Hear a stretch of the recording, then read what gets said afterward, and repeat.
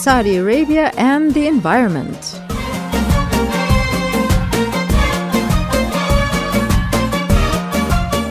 Hey everyone, welcome to this special episode on Saudi Arabia and the Environment. This is me, Nerrin, Bamanie, with director Abdullah Al-Qaid.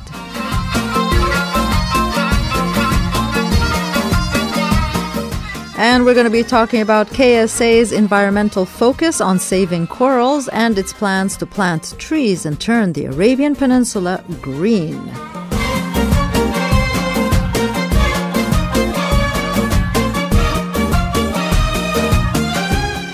We've all heard, no doubt, about the futuristic city of Neom that is being built, but maybe we are less aware of how it's meant to be environmentally friendly. As part of the framework for local action on climate change, Neom is exploring several potential initiatives to fight rising temperatures as well as restore ecosystems, including one critical marine discovery that could benefit other coastal habitats. And what is that? Well, researchers claim that many coral species found off the Red Sea coast of Neom appear to be preconditioned to survive in higher sea surface temperatures.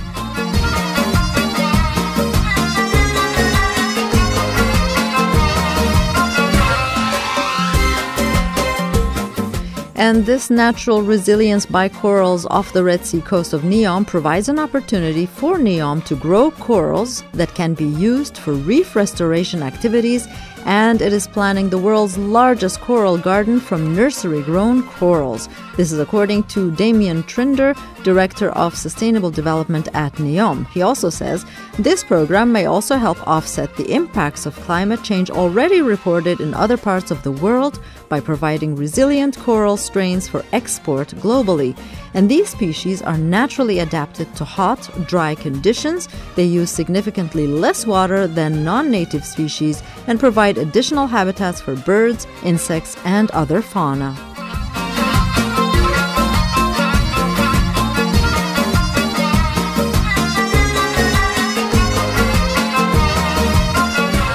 Indeed, while governments are busy looking for ways to prevent the further warming of the planet, they're also searching for ways to adapt to already fast-evolving habitats. But that's not to say the world should sit on its hands and accept climate change as inevitable, say scientists.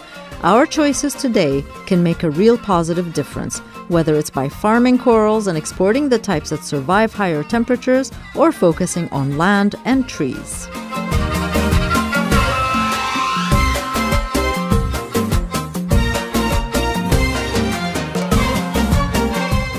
And so, speaking of trees, the proportion of Saudi Arabia's land area covered by forest is at about 0.5%. Crown Prince Mohammed bin Salman, who aims to transform KSA, announced in late March a plan to plant 10 billion trees over the coming decades to increase by 12-fold the area covered by existing trees. The kingdom, he said, is determined to make a lasting global impact.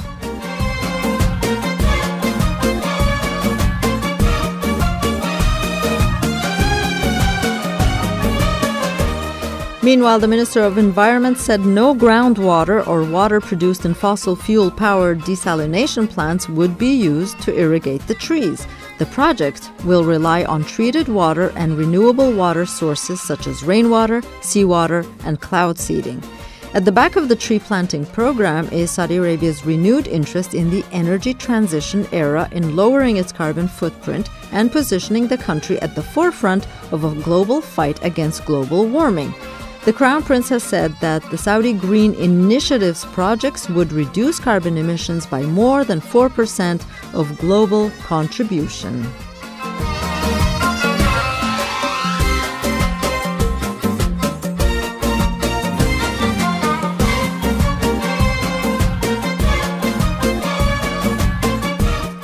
With average annual sun hours in excess or more of 3,000 miles upon miles of untouched shoreline and a landmass the size of Western Europe, the potential is actually immense. The Saudi Green Initiative and the Middle East Green Initiative, which were announced recently, aim to unite countries in the region facing similar environmental challenges. The plans include the world's largest afforestation project, which aims to restore about 40 million hectares of degraded land.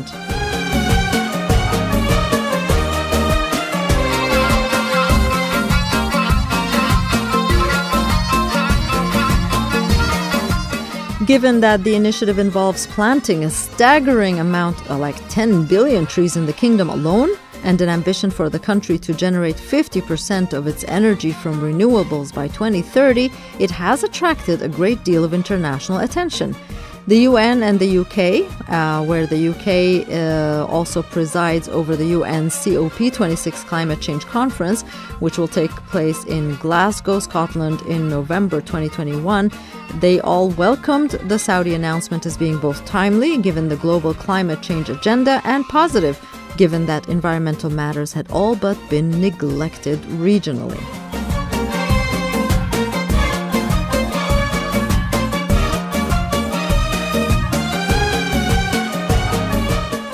The crisis the world faces is climate change, where seasons are getting warmer and hotter, but also there's a fear about running out of water. As a shallow body of water within a short or a hot desert, the Arabian Gulf region is obviously at risk from the effects of rising sea temperatures. Countries along the Gulf and the Red Sea have low-lying coastal developments that are highly vulnerable to sea level rises. Desalination projects to provide water for large population centers have disrupted the natural ecology of the region and are incredibly energy inefficient.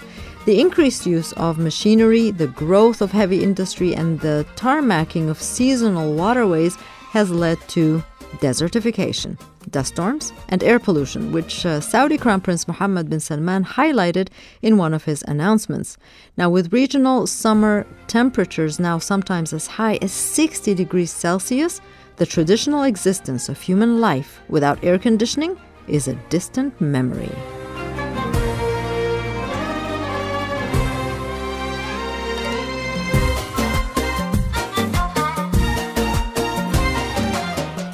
And with global peak oil demand either having passed or due to take place in the next few years, the time to focus on alternative sources of energy is now. Hydrocarbons have played an incredibly important part in keeping the kingdom and its neighbors cool and watered, but their abundance has led to grossly inefficient practices. While environmental damages in our region has long been ignored, the efforts now being made to reverse this trend are incredibly commendable. These futuristic and ambitious efforts to preserve and improve Saudi Arabia's topography will go some way to stabilizing rising temperatures.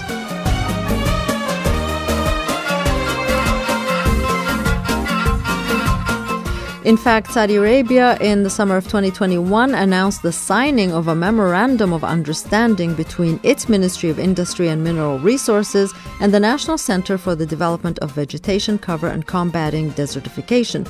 This agreement has been designed to counter desertification in the kingdom and aims to plant a staggering 100 million trees, starting immediately with 500,000 trees indigenous to Saudi Arabia, all which will be grown using renewable water sources.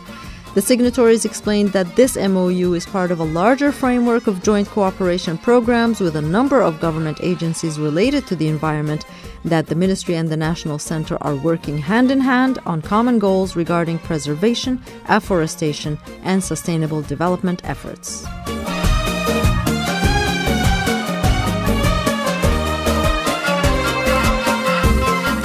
In fact, in April of 2021, Crown Prince Mohammed bin Salman announced two key projects that, if successful, will transform the kingdom: the Saudi Arabia Green Initiative and the Middle East Green Initiative. And under the Green Initiative, Saudi Arabia aims to plant 10 billion trees by 2040, increase its efforts to protect its coast, and is designing 30% of the country as protected area.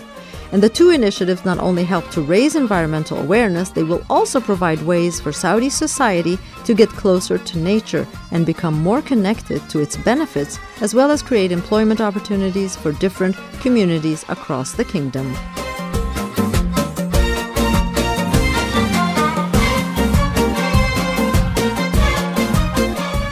And in fact, all of this happened by Saudi Arabia being determined to make a lasting global impact, carefully studying various approaches before designing its latest green project.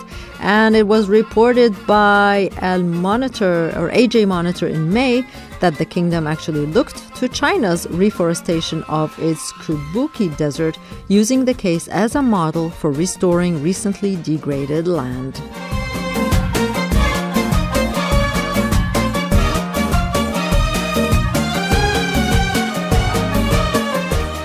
So we see this as the first step towards a success story, hopefully. And that's it for Saudi Arabia and the environment. From me, Nerrin, Bamanie, and Director Abdullah Qaid. Thank you all for tuning in and have a wonderful day.